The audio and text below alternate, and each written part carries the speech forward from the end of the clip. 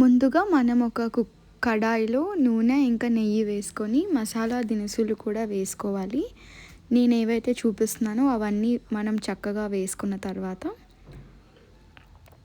వాటిని నెయ్యి ఇంకా ఆయిల్లో వేపాక దాంట్లోనే పచ్చిమిర్చి ఉల్లిపాయలు కూడా వేసి బాగా వేయించాలి. ఉల్లిపాయలు కొంచెం రంగు మారే వరకు ఉంచాక దాంట్లోనే పుదీనాని కూడా వేసుకొని బాగా కలిపి 5 నిమిషాలు మూత పెట్టి ఉడికించండి.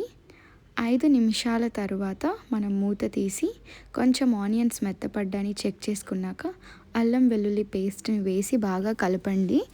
కలిపిన తర్వాత దాన్ని కూడా మూత పెట్టుకొని ఒక 5 నిమిషాలు అల్లం వెల్లుల్లి కుక్ అవ్వడానికి వెయిట్ చేసి అల్లం వెల్లుల్లి పచ్చివాసన అంతా పోయేలాగా మనము 1 నిమిషం లేదా 5 నిమిషాల పాటు ఉడికించి మూత తీసుకున్న తర్వాత చక్కగా కలిపి దాంట్లో ఇప్పుడు చక్కగా కడిగి పెట్టుకున్నటువంటి మటన్ని కూడా మనము వేసుకుందాము. నేనైతే ఇక్కడ 750 గ్రామ్స్ మటన్ అయితే తీసుకున్నాను. మటన్ అంతా మంచిగా కలిపిన తర్వాత అందులో నేను ఇప్పుడు కొంచెం సాల్ట్ అయితే యాడ్ చేశానండి. సాల్ట్ తర్వాత కొంచెం గరం మసాలా ఇంట్లోనే తయారు చేసాము, అది కూడా యాడ్ చేసి కొంచెం 1 గ్లాసు నీళ్లు పోసి 5 నిమిషాలు నేను దాన్ని మరిగించాను. తర్వాత మూత తీసి దాన్ని అటు ఇటు చక్కగా కలిపి కొంచెం సాల్ట్ చూసి కుక్కర్ విజిల్ పెట్టి ఒక 12 విజిల్స్ రాణించానండి.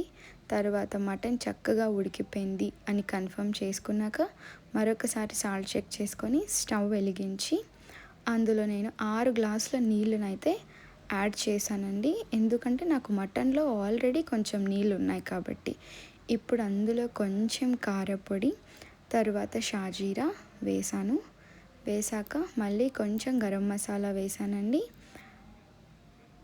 ఇందాక కట్ చేసి పెట్టుకున్నటువంటి కొంచెం మిర్చి ఉల్లిపాయ పుదీనా వేసి వాటిని చక్కగా కలిపి నేనైతే ఆ నీళ్లు మరగడానికి మూత అయితే పెట్టడం జరిగింది.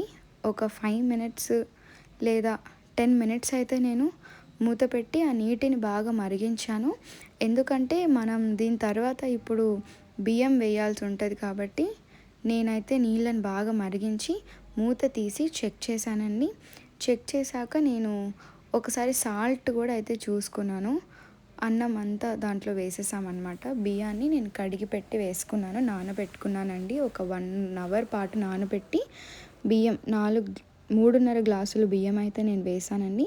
సాల్ట్ సరిపోయిందా లేదా అని ఒక్కసారి చూసుకొని సాల్ట్ సరిపోయింది అనుకున్న తర్వాత అటు ఇటు పైకి కిందకి ఒక్కసారి కలిపెట్టి బాగా మరుగుతున్నప్పుడు మూత పెట్టి 2 లేదా 3 విజిల్స్ వచ్చే వరకు వెయిట్ చేయండి.